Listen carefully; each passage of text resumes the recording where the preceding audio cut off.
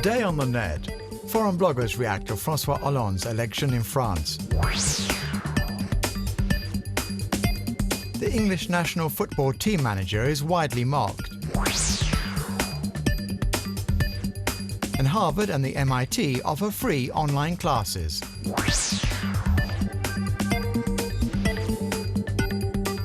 A disaster for Europe. This is how British blogger John Ward regards the election of socialist François Hollande as French president. John, a former local politician, considers that the left's arrival to power will hasten the end of the euro and engender a political crisis on a European level for which Great Britain should be prepared.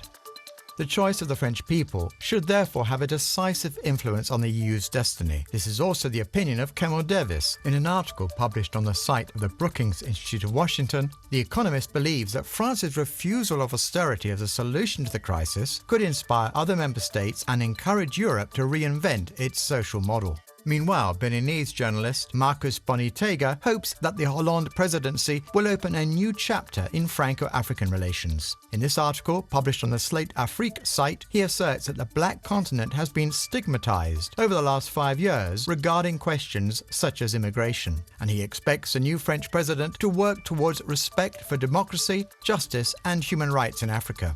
On his blog, Chinese reporter Zheng Ruilin also questions the Elysse's future foreign policy, a theme which in his eyes was very little touched upon during the campaign. He considers François Hollande to have little experience in the field and does not think, therefore, that he will bring in any sweeping changes, even if, in his opinion, the new president could soon make symbolic decisions, such as the withdrawal of French troops from Afghanistan.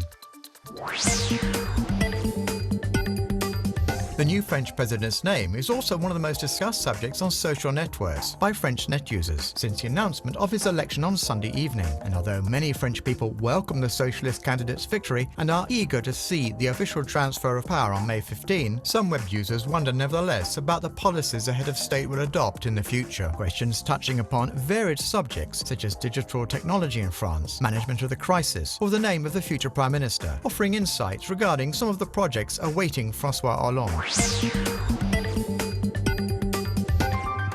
The new English football team boss, Roy Hodgson, has been the subject of jibes since the official announcement of his nomination last week. Jokes about his speech impediments and his physique, which are generating strong reactions online.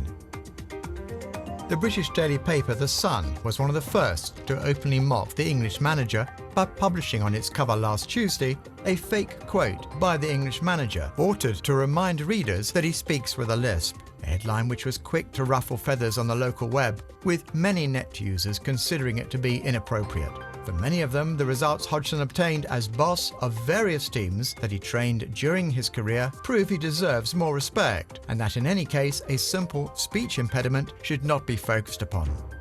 To express their disapproval of this headline, which they consider cruel, and to offer their support to the new manager, English net users are also urged to use the keywords "I support Roy" on Twitter, the aim being to show that the majority of football fans are behind the national team's coach. A debate which has not prevented some jokers from continuing their online attack against Roy Hodgson. After mocking his speech impediment, web users enjoyed comparing the manager's supposed physique to an owl. Many photo montages and other drawings, such as these, comparing Hodgson to a bird, quickly appeared on the web and were widely diffused by English net users.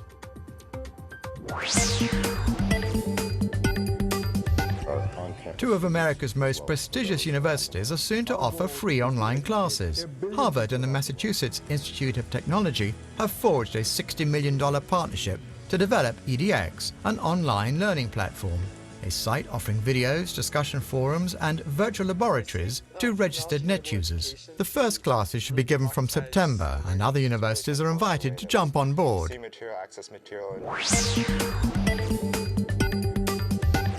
CDZA, a trio of musicians, offer this video baptized History of Whistling, a surprising retrospective of 100 years of whistle music. 26 well-known pieces are performed by the three artists in just over 3 minutes and offer net users a veritable musical experience.